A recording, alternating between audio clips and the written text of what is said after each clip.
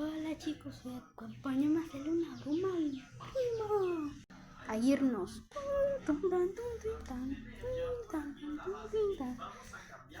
¿Qué onda, primo? ¿Qué onda? Hola chicos, hoy día vamos a hacer una broma al Leva. Y te pregunta, ¿quién es el Leva? Pues mi primo. Vámonos. No vean eso, no vean eso. Aquí está mi primo, todo hot.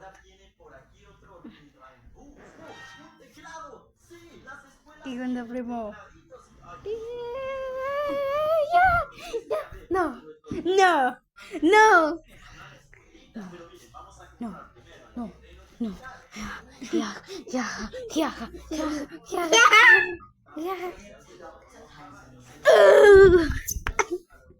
No, gente, ayúdame.